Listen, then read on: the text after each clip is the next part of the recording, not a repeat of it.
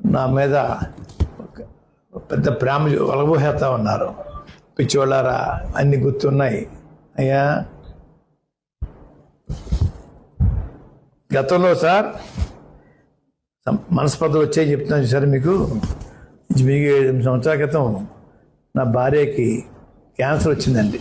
హైదరాబాద్లో surgery చేయించానండి. 15 days హాస్పిటల్లో ఉన్నామండి. మళ్ళా 10 రూపాయలకి రండి కీమో చేయించానని చెప్పి డాక్టర్ సెన్సార్ గారు చెప్తే ఈ ఎదవలకి ఇంటికి వచ్చానండి. ఈ ఎదవలో 5 నిమిషాలు కూడా లోపల రావద్దన్నారు మమ్మల్ని. 5 నిమిషాలు కూడా మొగుడు పిల్లం మా ఇంటికి రావద్దు. అయ్యా, ఇది వారి ఆదేశం అండి. వీళ్ళు మా మీద ప్రేమ చూపిస్తున్నారా? మొగుడు పిల్లం వద్ద కలిసి గుమ్మలో కాసేసి మా ఇంటికి రావద్దు అంటే హైదరాబాద్లో బ్రాహ్మిన్స్ చక్రం సుధాకర్ గారు ఉంటే వారింటికి తీసుకెళ్ళిపోయి అయ్యా ఆ 2 days ఉండి అక్కడికి రిటర్న్ అయ్యామండి.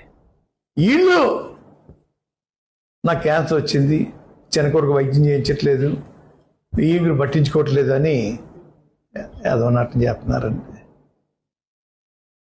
భాష కూడా మారిపోయింది నాకు తట్టుకోలేక. నన్ను ఎందుకు ఎత్తుకోవాలా? నన్ను ఎందుకు రోడ్డు మీద ఆగాలా? మీకు నాకు సంబంధాలు లేవే, 1 year నుంచి మేము రాకపోకలు లేవే, పూర్తిగా దిగిపోయే, ఇంకా నన్ను టార్గెట్ చేస్తా ఉన్నారా? ఏ వాసించి టార్గెట్ చెప్తారని అడుగుతా ఉన్నాను. నువ్వు టార్గెట్ చేసి బెదిరిపోతానా? కిలప మనసుగా మనవండి ముత్రరాయ వీర్రావు గారు అబ్బాయిని బెదిరిపించేస్తే బెదిరిపోవడానికి ఈ రక్తంలో తేడా లేదు అని గ్రహించుకోండి.